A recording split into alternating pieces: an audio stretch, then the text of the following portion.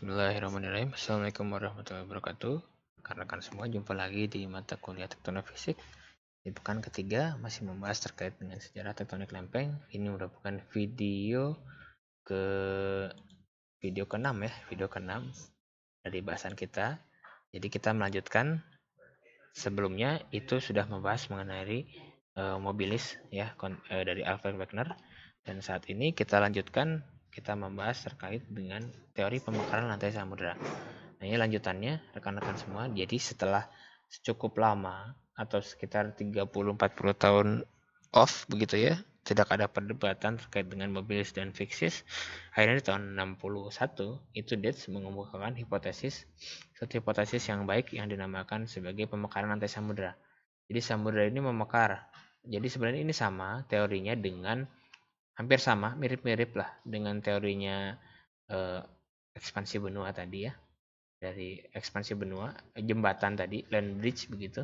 Tetapi dari teori ini, Dietz mengatakan bahwasanya samudera itu diterobos magma dan bergerak ke arah kiri dan arah kanan begitu ya. Jadi dia mendorong yang alhasil mengakibatkan pergerakan secara lateral tuh dari samudera terhadap benua.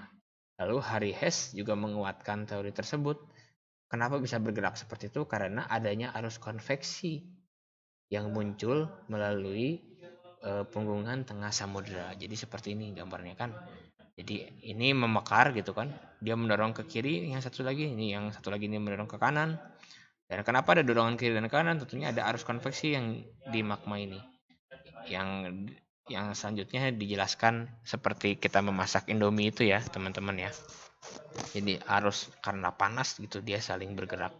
Itu dinamakan sebagai arus konveksi itu. Nah, lalu perkembangannya lebih diperkuat lagi. Jadi adanya dari J.T. Wilson, dia menyatakan bahwasanya ada teori siklus mobilis yang kontinatif tadi. Jadi dia membuat sebuah siklus tuh. Yang tadi ya, adanya kontinentalis, lalu ada pemekaran lantai samudera, menyimpulkan lah dari teori-teori yang ada, itu yang dikenal dengan Wilson Cycle yang nanti kita akan bahas selanjutnya ya. Jadi ada Wilson Cycle di 1965, lalu 63 dan 66 itu ada Finn dan Matthew itu mengkonfirmasi adanya pemekaran lantai samudera tadi dengan metode paleomagnetik. Jadi bagaimana metode paleomagnetik? Jadi seperti ini teman-teman semua. Jadi anggaplah 2 juta tahun lalu, itu kan bumi kan bergerak tuh. Ya, bumi bergerak nggak pada posisi yang aslinya. Otomatis kutub utaranya pun akan selalu berpindah. Ya. Magnet itu akan selalu mempunyai perbedaan arah ya. Selalu mempunyai perbedaan arah pada satuan waktu tertentu. Nah, di bagian sini kita bisa katakan ini anggaplah adanya samudera itu saling memekar ya, saling menjauh satu dengan yang lain. Itu pada saat itu kan magmanya menerobos nih. Magmanya menerobos. Pada saat itu kutub utaranya itu berbeda lah dengan kutub utara yang sekarang misalkan ya. Atau kita anggap reverse polarity. Kita katakan seperti ini. Jadi poin positif normal polarity itu misalkan kutub utaranya berada di kutub utara magnet itu berada di utara. Anggaplah seperti itu ya. Lalu ketika kita bicara reverse polarity, kutub utaranya berada di lawannya, mungkin di arah selatan. Kita anggap seperti itu aja dulu biar mudah. Nah, ini kita ibaratkan suatu pemekaran lantai samudera. Jadi pada 2 juta tahun yang lalu ada samudera yang memekar, dan pada 2 juta tahun yang lalu juga pada skala waktu ini itu polarity-nya adalah negatif. Ya, reverse polarity. Jadi batuan terbentuk ya, ini kan mengandung banyak besi tuh. Jadi lebih cenderung menunjukkan magnet ke arah selatan misalkan ya pada saat ini.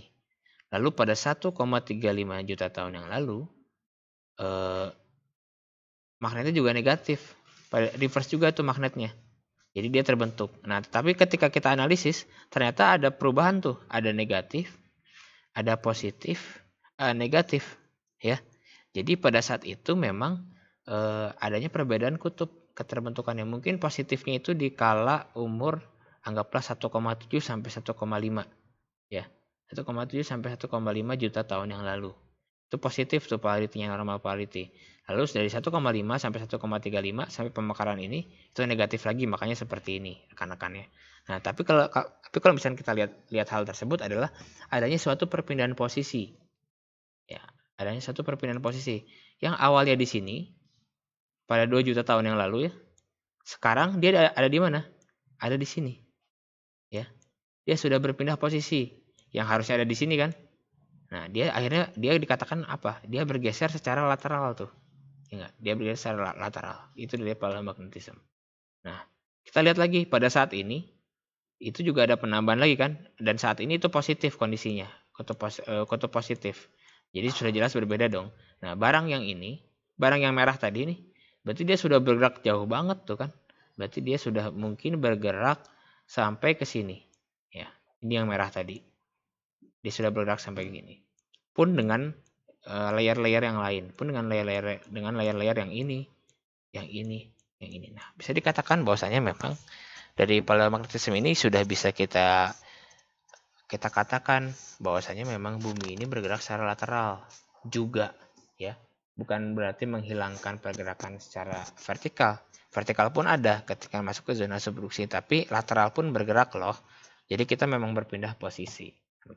Nah, sebenarnya di mana proses atau menceritakan pemekaran lantai samudera yang baik itu kalau misalnya kita katakan itu di Iceland. Nih ya, di gambar Iceland. Jadi Iceland, coba lihat di peta dunia yang sempat di pertemuan pertama saya kasih tuh, yang saya bilang kalian kalau sudah selesai tektonofisik harusnya kalian sudah bisa menjelaskan gambar ini secara komprehensif. Nah, di Iceland itu di tengah-tengah pemekaran lantai samudera tuh. Kita bisa lihat di situ ada bagian yang sudah tuanya di sini ya. Di sini ada bagian yang masih mudanya. Nah, ini kita bisa lihat, bisa mengukur juga pada magnetismenya seperti apa di bagian sini. Ya, bentukannya seperti apa, Pak? Bentukannya seperti ini, rekan-rekan semua. Di Iceland tuh. Jadi awalnya kan memang ada mantel, ada kerak ya. Di atasnya ada sedimen yang tua dan yang muda. Nah, lalu di situ ada terobosan magma tuh dari proses konveksi. Akhirnya memunculkan seperti inilah, aktif vulkanus seperti ini ya. Gunung api aktif. Nah, yang tapi sifatnya mungkin ini basaltik ya. Nah, lalu dia adanya perbedaan magnetisme di bagian sini kan, di bagian keraknya sendiri. Oke, nah ini adalah gambarannya nih. Jadi pola pembalikan medan magnet di lantai samudera atau tadi ya reverse polarity itu ada menunjukkan pembalikan selama kurun waktu 70 sampai 80 juta tahun yang lalu. Jadi dari pembalikan tersebut juga kita bisa mengetahui umur berapa nih kerak ini gitu kan. Nah, paling tidak terjadi 9 kali tuh pembalikan medan magnet pada 4,5 juta tahun terakhir begitu. Nah, itu bisa kita lihat dari kondisi-kondisi yang ada saat ini, dan sekarang kita ini dalam kondisi yang normal dari 700.000 tahun yang lalu. Jadi sejak 700.000 tahun yang lalu ini masih masuk ke dalam normal polarity begitu ya. Nah, ini kita lihat dari polarity tadi apa yang bisa kita katakan, kita juga bisa membagi berdasarkan umur dong ya kalau seperti itu. Jadi bisa dibagi dari Miosen, Oligosen, Eosen dan seterusnya begitu. Umur yang lebih tua tentunya ya. Nah, ini kita bisa katakan bahwa kerak samudera ini seperti ini kondisinya teman-teman. Jadi ada yang tua, ada yang muda, ada yang tengah-tengah gitu ya. Nah, ini juga bisa yang menyebabkan apa? Ini bisa kita lihat nih. Umur yang tua itu adalah di sini. Di 150 juta tahun yang lalu. Di late Jurassic. Di sini satu, di sini satu. Nah, coba kita lihat. Nah, ini bisa menjawab sebenarnya dari soal yang saya kasih di pekan lalu. Kenapa umur kerak samudera itu relatif muda? Maksimal 200 juta tahun yang lalu. Karena apa? Karena yang paling tuanya pun sekarang itu sudah pada fase subduksi. Dia sudah bertabrakan dengan benua yang nanti yang secara tidak langsung dia akan destruktif tuh, akan hancur di situ nanti. Dia akan tenggelam ke bawah, menujam ke bawah dan sudah tidak ada lagi jejak-jejaknya. Jadi seperti itu ya, karena samudera itu yang aktif, yang menujam karena memang masa jenisnya lebih berat. Oke, itu mungkin penjelasannya. Terima kasih. Apabila ada pertanyaan silahkan dicatat. Kita jumpa lagi di video selanjutnya. Mungkin ada 1 hingga 2 video lagi yang akan saya paparkan sebelum kita paparkan dan nanti akan disimpulkan juga. Oke, terima kasih. Assalamualaikum warahmatullahi wabarakatuh.